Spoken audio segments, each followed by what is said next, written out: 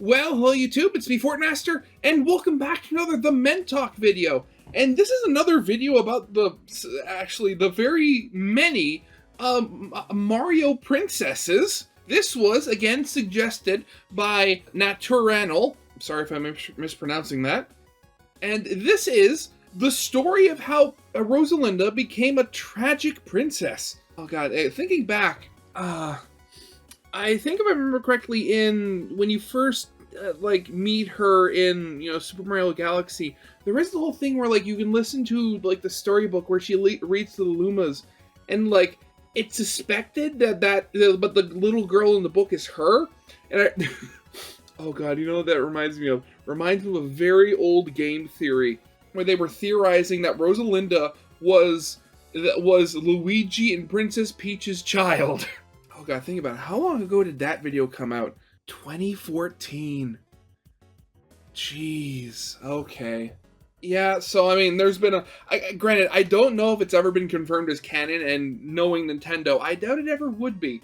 But honestly, that would, just to think that it's been around for that long. God, I remember playing Super Mario Galaxy on the Wii. I had so much fun in that. But honestly, I've loved all of the Men Talk's other videos about Daisy and Princess Peach, and now there's one about Rosalinda. Hey, let's get into this. So I guess, yeah, of course, as always, original video is linked in the description if you haven't seen it for some reason. Corner video lead to my Let's Play of the day. And if you like this video or any other video that I make, I'd very much appreciate it if you gave the video a like and subscribe to my channel, because I know how this works. I know the vast majority of people who watch my videos aren't actually subscribed, and I'd very much like that to change, because my main goal for this year is to hit 5,000 subscribers, hopefully. And I mean, if Social Blade says it's possible, I'm going to try to at least believe them. But yeah, with all that out of the way, let's get this thing started then, shall we? Rosalina left quite an impact on Mario fans after her debut in Super Mario Galaxy. She's the keeper of the Comet Observatory that's been floating through the cosmos, visiting the Mushroom Kingdom every 100 years. And sometimes she'll pop in from time to time to play sports with the others. In this video, we take to the stars to explore the origins of the Mother of Lumas, Rosalina. I'm the Mentalk, and welcome to Origin Oracle. So go ahead, grab a snack, kick back, and let's head back in time.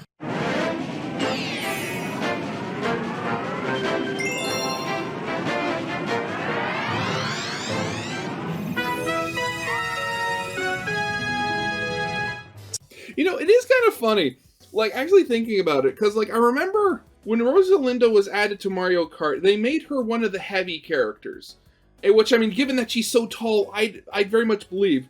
But the thing is, I kind of have this headcanon, and it's just been kind of bolstered by, watching her, in the sports games kind of float around without actually touching the ground. And my personal headcanon is that she doesn't actually know that she's that heavy, given the fact she very rarely ever actually touches the ground. Super Mario Galaxy for the Nintendo Wii would be the first time we'd see Rosalina, with Nintendo taking Mario's adventures into space. Even though we've seen Mario hopping around other celestial bodies before, the entire game was structured around the player exploring several different galaxies, hence the name. Yeah. The story begins at the Centennial Star Festival that's popping off in the Mushroom Kingdom, as all the citizens gather together to witness a comet that passes by the planet every 100 years. Peach sends a letter to Mario inviting him to the castle on the night of the Star Festival, mentioning there's something she wants to give him, and you can tell by how Mario's running toward the castle that he misinterpreted what that something was. Oh, God, I swear. It's very much obvious that either Peach is very oblivious or just completely stringing Mario all along. You have to tell him that you're not seriously interested in him at some point, girl. I forgot to mention that this game dropped in 2007, and as someone who picked this up on release day, I have to give quick props to this moment. This part where you control Mario passing through the Mushroom Kingdom while all the toads are hanging out in the festival was such a gorgeous opening. I was actually a little disappointed when the next cutscene started. What could go wrong? That cutscene features Bowser and his minions performing an all-out assault on the Mushroom Kingdom. They waste no time blowing things up here. He once again comes to kidnap Princess Peach and does this by just lifting her entire castle away from Earth. Can't say he hasn't tried this before though. Mario quickly attempts to pursue them, but though, I mean, unlike previous times, this time he had a giant UFO with lasers on it. So I mean, at least there's something a little different there. It gets blasted away by a Magic Koopa and is left to burn up in the Earth's atmosphere. Damn! But a mysterious star creature in Peach's possession races off to save him. This intro is a lot like Super Mario Odyssey's now that I'm looking at it again. Anyway, Mario awakens on a tiny planet and plays hide and seek with some bunnies before we meet the beautiful Rosalina for the first time. She tells Mario that she watches over and protects the cosmos and proceeds to help him on his quest to find his special one, aka Peach. The mysterious star creature, on the other hand, is called a Luma, who Rosalina asked to accompany Mario to give an in-game reason for his new spin ability. Mario is now on a mission to collect as many stars as he can so they can power up Rosalina's Comet Observatory to pursue Bowser and save Princess Peach. That's the gist of the story, and Rosalina mostly just hangs out at the observatory while Mario, Luigi, and the Toads are doing all the work. The observatory itself serves as the main hub and gateway to all the different galaxies Mario will explore, and it has various rooms built into it to show that it doubles as the home of Rosalina and the Lumas. Now, if we truly want to dive into the origins of Rosalina, Mario will have to head into the library periodically as he's collecting stars. Rosalina herself will read a story to Mario and the Lumas, which turns out to be the tale of how she ended up at the observatory and became the mother of Lumas. But in this case, I'll be telling you the story today. Of course. So welcome everyone to Mentalk Storytime, name subject to change. The storybook opens with a young girl discovering an old spaceship with a distressed Luma inside of it. It's emphasized that this takes place a very, very long time ago, and while we're not certain how many years it's been since these events happened, it's safe to say Rosalina is a pretty old soul. Anyway, the girl in the story discovers that the Yeah, I'm guessing either because of some galactic magic or the power, or like the power of the power stars, or something like that. Like, Rosalina has transcended time and has, you know, survived universal resets. Because if I remember correctly, I think that's what happens at the end of Super Mario Galaxy, where like basically the universe resets and there's a new galaxy born, and you know all that sort of stuff happens. Actually, thinking about it, I was very disappointed that you don't see Rosalina that much in Super Mario Galaxy 2. Luma is waiting in the rusted spaceship for its mama, explaining that she's supposed to arrive on a comet. So the girl decides to wait alongside the Luma as they gaze into the stars for any sign of her. But this turns into years of waiting. The girl decides it would be a better idea to fix the spaceship and head into the cosmos to go find the Luma's mother instead. And so their adventure begins. So one day they spot a comet in the middle of space and manage to chase it down in hopes that the Luma's mother is on it. But it just turns out to be an empty ball of ice. Aww. So the girl and the Luma decide to stay on the comet as it speeds through space to continue their search. During their journey, the girl expresses that she deeply misses her mother, crying to the Luma because she'll never see her mother again, which seems to trigger the Luma as well because it starts crying for its mama too. Come on now, dawg. Yeah, that's just depressing. They both just want their mamas. Oh, God, childhood is so pure. But in that moment, the girl comforts the Luma and vows to take care of it, one of her first motherly gestures. So the two decide to make their comet a little bit homier by building a bunch of rooms on the surface. And if you're wondering how, apparently below the ice of the comet, there is like a convenient set of tools and furniture, which makes me more curious on how those got there than anything else in this story, but I digress. Despite the new It's a story. They're probably, you know, rushing over a few things just for the sake of just for the sake of being concise. home, the girl is still homesick and expresses how much she misses her father, brother, and mother. Sometime after this, a planet appears on the horizon, which delivers more Lumas to the girl's doorstep looking for their mama. This puts the girl in great spirits, and without hesitation, she takes them all in as her children, moving them into the house that her and the original Luma built. More time passes, and with her telescope, the girl gazes longingly at the blue dot that was her home, reminiscing on the different things she used to do with her family, and she breaks down. This is the part of the story where it's revealed that the girl's mother died a long time ago, and is buried under a tree on the hill close to her home. Oh. The Luma that's been with her this whole time steps up to console her, and tells the girl that it will transform into a comet that will help her soar through the cosmos. It plummets into the surface of the comet and is reborn as a brand new one, setting course for the girl's home. It's revealed to the girl that the destiny of Lumas are to transform into celestial objects like stars, planets, and comets once they mature. So she vows to serve as the mother of Lumas until it's their time to shine. And in turn, she finds a new family among the stars. She also decides to return home once every 100 years just to take a moment to visit her original planet and nap in her favorite sleeping nook. I hope you all enjoyed Storytime with Mentalk, name subject to change. like that. So while this book doesn't explicitly say it's the story of Rosalina, this is It's definitely rather Rosalina. obvious. The story also doesn't directly mention that Rosalina is a princess, but you can see her castle in the distance that she calls home. Even though reading through this book was completely optional, a story like this wasn't exactly characteristic of mainline Mario titles up to this point. So was this story originally planned for Rosalina all along? The short answer is no, but I gotta talk about the development of Super Mario Galaxy I'd be for very context surprised if it first. wasn't. The key individual behind Rosalina's creation and the inclusion of this story was Yoshiaki Koizumi, who was the director for Super Mario Galaxy. You may be familiar with him as one of the hosts for several Nintendo Directs, and he currently serves as a senior okay, I didn't executive know that. officer over at Nintendo. Yes, he's definitely climbed through the ranks since this game. Originally, he studied to become a film director, specializing at Osaka University of Arts in film, drama, animation, and storyboarding. Instead, he would end up at Nintendo in the early 90s and worked on the writing that you would find within instructions manuals, which at the time was where you would find most of the story for video games. Oh. Okay. Jeez, okay. So he's always been working on so ironically enough, he's always been the one that's been adding, the actual plot and stuff to these games. Interesting. Prior to Galaxy, he served alongside Miyamoto for several projects, with his first major role being an illustrator for The Legend of Zelda: A Link to the Past back in 1991. Eventually, Koizumi would become the director for Super Mario 128, a technical demo shown at the Space World event in August 2000 to demonstrate the processing power of the Nintendo GameCube.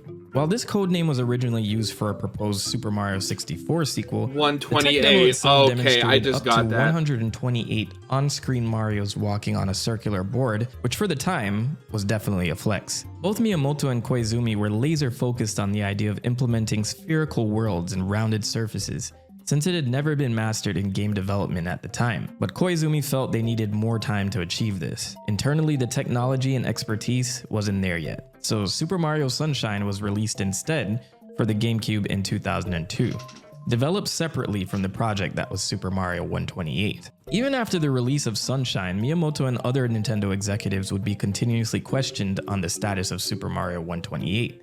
But even though there weren't Mario titles, 128's physics and other technical concepts were incorporated into other big titles like Metroid Prime, The Legend of Zelda: Twilight Princess, and Pikmin. It wouldn't be until 2005 when Miyamoto finally revealed that the project would blossom as a full Mario title for their newest console, the Nintendo Revolution, which was later officially named the Nintendo Wii. With the new technological capabilities of the Wii, Super Mario Galaxy was inspired by some of the concepts within Super Mario 128, and also managed to have the spherical surfaces they were pining for implemented within it. Miyamoto stated that he wanted to go with the usual Princess Peach kidnapping plotline, but with Koizumi as the director, he wanted to include a little bit more. The game would end up having another set of characters, a princess from outer space, and her family of talking stars. This space princess would be called Rosetta in Japanese, which is named after a type of orbit in astronomy. But this name would be Okay. Interesting. I mean, I guess, it gets turned into Rosalina at some point, but that... Okay. It is really funny. I've said it before, where it's really funny where, a lot of the times where, you have, these fictional characters with names that sound completely made up. And yet, when you actually look into them, they actually are real names that you just never heard of because, you've never run into anybody in real life with them. localized in most languages as Rosalina. I couldn't 100% track down why localization teams went with Rosalina as the name, but I can only surmise that they were trying to attribute it to a rose or maybe go with a similar plant theme as Princess Daisy and Peach. But you can also attribute a rose to beauty, and it sounds similar to Rosetta, so maybe they just went with that. If anyone has any information on that, let me know. Interestingly enough, in Italian, they went with the name Rosalinda, which can be associated with the Spanish phrase Rosa Linda, meaning beautiful rose. And speaking of Spanish, in that version, they call her Estella, which is the Spanish word for the tail of a comet, which is also pretty close to the word estrella, which is the Spanish word for star. I get it! So I mean, I was going to say, man, you gotta love localization, because they can go, anywhere. this is one of the early design concepts for Rosalina, with a completely different hairstyle and a dress that looked more like what we'd see Peach or Daisy wear.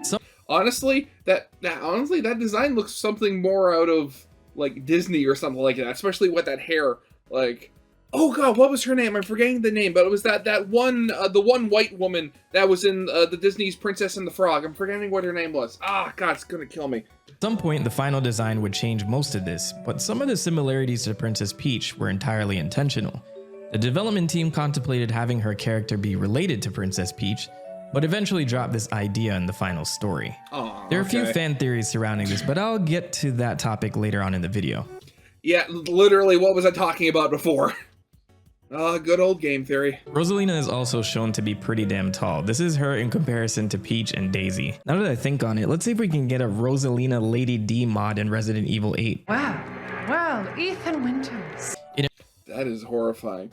But now I'm thinking about it. Has there actually ever been a canonical height for Rosalina? Jesus Christ! Mario's canon height is around 5 foot. Rosalina's calculated height is 7 foot 7 inches. She's a foot taller than me! Jesus!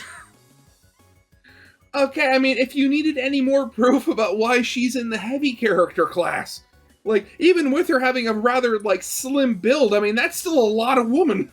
In a 2007 interview with Wired, Koizumi would mention that he wanted to go against the grain with Rosalina's story, stating, "For a very long time, it really felt like telling a story in a Mario game was something that wasn't allowed. But I felt in this case that Lumas and Rosalina really needed a story to explain what they were doing out there to give the players a deeper understanding of their presence. So telling her story as a fairy tale by reading the book to all the Lumas as if they were young children at story time just seemed like the mood-appropriate way to accomplish this." Yeah, it makes In another sense. interview with Nintendo Power, Koizumi revealed that he worked on Rosalina's storybook all by himself in the middle of the night without anyone knowing. On top of that, story elements within games were something that Miyamoto wasn't usually too fond of. Despite all this, Koizumi would present the storybook to Miyamoto and express how important it was to him, and soon it would find its way into the game. I think this story of perseverance also ties well into Rosalina's character arc, and I'll round it off with one last quote from Koizumi. "In Mario games, there are constantly peaks and valleys of finding a challenge, not being able to get past it, and then getting better and eventually overcoming it. That was the cycle of events that happened in the storybook over and over again, as Rosalina had many disappointments that she eventually overcame with the help of the Lumas. Introducing a story like that, which sort of bolsters the player's feeling that there's hope, that it's possible to persevere, was a really good way to encapsulate all of this. I know at this point this sounds more like an origin video for Yoshiaki Koizumi than anything else, but maybe. his contributions to a lot of the games he worked on are absolutely incredible, even as far back as A Link to the Past. I'll include a link to the Wired article in the description if you want to learn more. Or maybe I'll cover it in a future Link video. Wink wink. Okay, that segment was so long that Mario already collected all the power stars and is about to defeat Bowser. Yes, at the end of the game, Mario and Bowser square off at the center of the universe, and as usual, Bowser is defeated. Though it looks like from the aftermath of their battle, a planet explodes and forms a massive black hole that begins to consume the entire universe. I mean, I think that's a star, not a planet. This ending gets pretty crazy. I remember my shock when it looked like they permanently killed off Bowser here.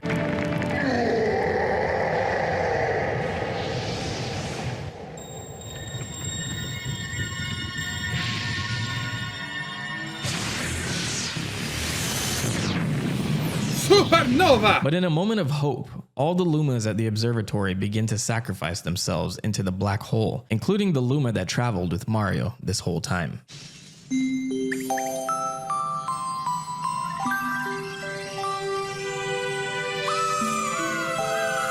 This actually makes me sad. So their sacrifice reforms space and time, essentially resetting and recreating the universe. Rosalina has one last chat with Mario, while baby Lumas are wailing behind her, and simply tells him that life is a cycle. Baby Lumas eventually become stars, stars eventually die and become stardust, forming Lumas all over again to repeat the cycle.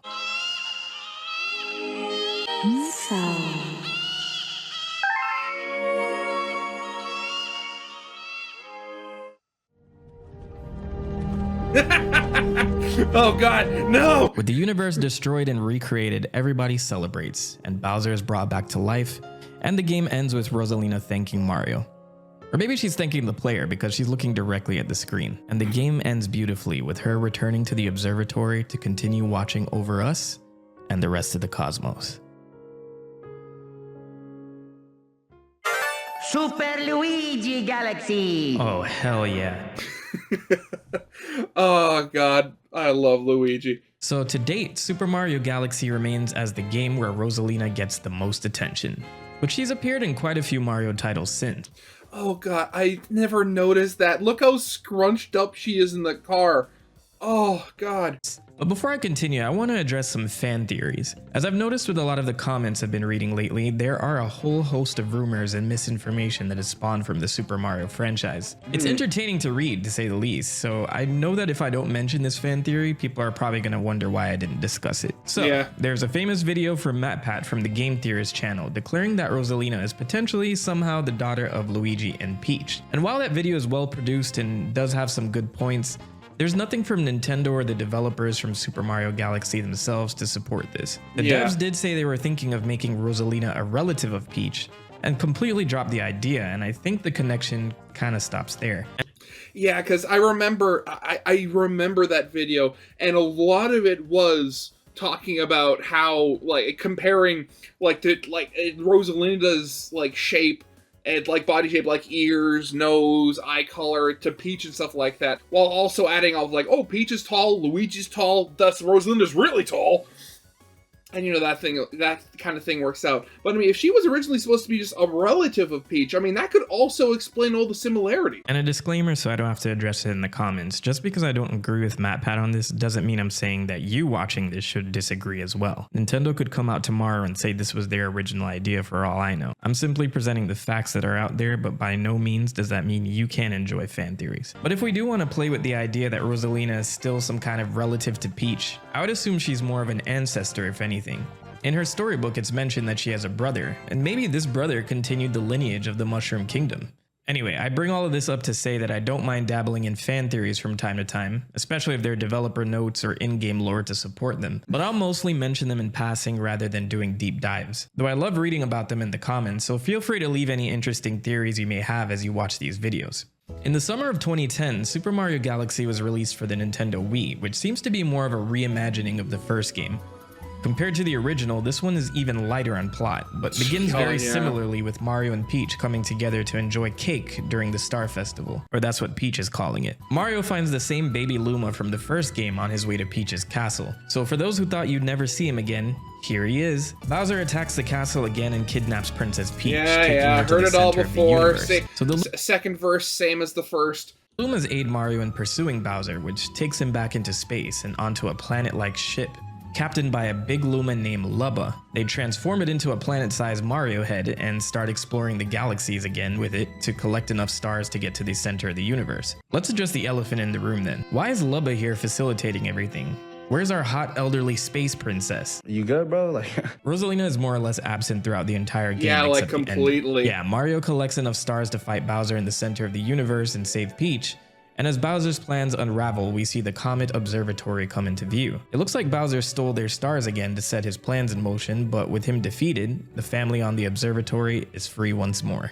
Rosalina tells the others that a pole that defies time and space would bring them all together again, which hints that the events of the game take place differently in a rewritten universe after the calamity at the end of the first game, potentially. Some people debate whether this is a sequel, retelling, or just another example of Nintendo not caring about plot and continuity. I mean, again, given how, you know, the end of the first one ended with, you know, the universe basically resetting or being recreated or stuff like that, I would not hesitate to believe for a second that this takes place in the reset, rebirth universe from the end of the first game. And again, just because of that, everything's, well, there's stuff going on that's similar, it's obviously not the same. Either way, the baby Luma takes Mario's hat as a souvenir and everyone lives happily ever after. If you manage to collect 120 stars, we see Rosalina ending story time with the Lumas, implying that the events of the game are a story being retold by Rosalina. Honestly, I always just looked at Galaxy 2 as more levels, and considering how polished this format was, I wasn't going to complain when this came out. I highly recommend these two games if you can get your hands on them. Still waiting for that Switch port for Galaxy 2, Nintendo. After this game, Rosalina does make more appearances, but not as substantial as the two Galaxy games. She's an unlockable player character in Super Mario 3D World, but you're going to have to put in some work before you start playing as her. She can do the spin that Mario does in the Galaxy games, so that's a nice reference. But she isn't available to the player until after you defeat Bowser. Don't sleep on this title though, it definitely holds up. And I want to take a brief I have it somewhere, I just don't know where it is. second to show off this concept art from Super Mario Odyssey here. I can only guess that they were planning on having Rosalina be some traveling guitarist at some point in that game, which I would have absolutely adored. Unfortunately, this is all that's left of that concept, her in a black t-shirt and some jeans, but I'm loving it anyway. Weird. Okay, well, I mean, given that, you know, in Super Mario Galaxy 1, it was talked about how she'd go back to her home and, you know, go back to her, you know, and just, like, take a nap in her favorite, like nap nook from before. Maybe that's literally her. She's in disguise going to just, you know, just to go to the nook for a nap. Who knows? Rosalina's latest appearance as of this video is in Mario & Rabbids Sparks of Hope, which is a great game, but I'm still wondering how this collaboration happened in the first place. So this little weird. series is kind of a beast of its own, containing its own world and lore that I'd say is mostly its own thing, with Mario elements and locations sprinkled throughout. Instead of playing as Rosalina in this game though, you play as a rabbit that idolizes her. Rosalina herself is kidnapped by the big baddie in this game. Disappointing, I know. But seeing as there's DLC on the way, maybe there's still hope that she too will be sniping enemies. Rosalina can also be found as a playable character in a bunch of Mario spin-offs and sports titles, the place where the other Mario characters go to die. I'm sorry guys. Mario Kart 8 and Dr. Mario World include playable baby versions of her though, so that's kinda interesting. But I'd argue her biggest appearance outside of the main Mario titles was Super Smash Bros. For the Wii U and 3DS. I can't say I ever expected this announcement, but her and the Lumas come to kick ass, and if you guys remember the competitive scene for Smash 4, she was the top of the ranks for a while. Can I please recover? You're definitely dead. Their mechanics were similar to Ice Climbers in that you could control Rosalina and the Luma individually, and when set up right, the two could easily control the stage. You even get different color Lumas to control, including the black one What do you mean by that? that serves as Mario's guide around the observatory in the very first Super Mario Galaxy game. I discovered his name was Polare, by the way. They never actually said his name in game, so it's one of those things you would have to read in the instructions manual. Yeah, of Rosalina and course. Luma returned for Super Smash Bros. Ultimate because everybody's here, am I right? So everyone, that is the origin of the Waluigi. lost princess, Rosalina. I know I didn't cover every single thing, but look no further than the comments section. Is there any Mario fan out there that actually dislikes Rosalina? I'd like to know this, so let me know and stay tuned for the next Origin Oracle. As always everyone, be safe. The Prophet has spoken. Oh, God, honestly. Again, I mean, like, I said it before when it comes to, like, Mario games, and, like, granted, in your standard Mario games, like Mario Galaxy and stuff like that, they're not the most story-driven games. Like, Super Mario Galaxy 1 was sort of an outlier there, where you actually got, like, the storybook about her history and stuff like that. But honestly, if we were to get, like, more, like, actual Rosalina, like, plot and history and stuff like that, I'd want to see it in, like, one of the more story-driven games, like, in, like, a Paper Mario or, like, a Mario RPG game, or, you know, maybe in, like, a Mario and Luigi game, maybe? I don't know. I mean, at this point, like, the Mario and Luigi games have gone to several different lands. They've gone into Dreams. They've gone inside Bowser. I mean, like, at this point, if the next one doesn't go into space, I mean, they're just, and if they don't use Rosalina at like, somehow, I mean, they're missing out big time there. But, yeah. Again, so that's definitely going to be it for now. So, yeah, of course, as always, original video is linked in the description if you haven't seen it for some reason. Corner video linked to my Let's Play of the Day. And, yeah, with all that out of the way, I hope you guys liked. If you did, leave a like, subscribe if you have not, and I'll see you guys next time. Goodbye.